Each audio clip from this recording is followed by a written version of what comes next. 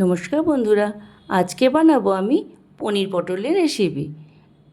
এটা একটু আলাদা ধরনের স্বাদের আমি একটু বানানোর চেষ্টা করেছি।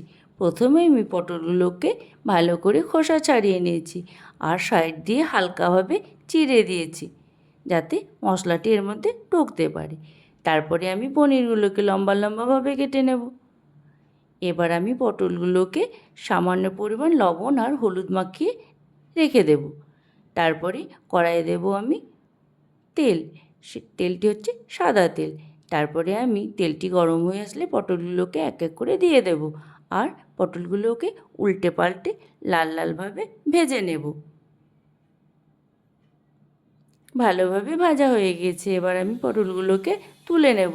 পটলগুলোকে তুলে নেওয়ার পর সেই তেলের মধ্যে আমি দেব কেটে রাখা পনিরগুলো। পনিরটি আমি ভালোভাবে লাল লাল করে ভেজে নেব। পনিরটি প্রায় আমার ভাজা হয়ে এসছে, এবার পনিরটি আমি তুলে নেব। আর সবজিটির জন্য আমি একটি মশলা রেডি করব। মশলাতে দেব কাজু, চারমগজ, পোস্ত।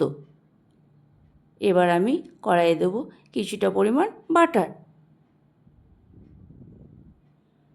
বাটারটি দিয়ে ভালোভাবে আমি নেড়ে নেব। এবার দেব দারচিনি আর শুকনো লঙ্কা। তারপরে আমার বানানো মশলাটি দিয়ে দেব। মশলাটি দিয়ে আমি ভালো করে কষতে থাকব।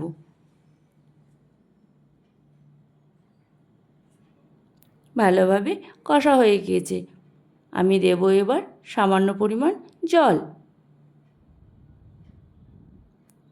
এবার আমি আবার ভালো করে নেড়ে দেব।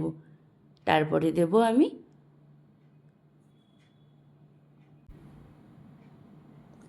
সামান্য পরিমাণ লঙ্কা পাউডার। এবার আমি ভালো করে নেড়ে নিয়েছি, দেব আমি লবণ। ভালোভাবে মশলাটি রেডি হয়ে গিয়েছে, এবার আমি ভেজে রাখা পটল আর পনিরটি এতে মিশিয়ে দেব। সমস্ত কিছু উপকরণ দিয়ে আমি আবার এগুলোকে ভালোভাবে নাড়ব। এই রান্নাটি না খেতেও খুব সুন্দর হয়, দেখতেও খুব সুন্দর লাগে। এবার আমি ভালো করে এটিকে নেড়ে দিচ্ছি। ভালো করে নাড়া হয়ে গেলে মশলা থেকে তেল ছেড়ে আসলে আমি জল দিয়ে দেব।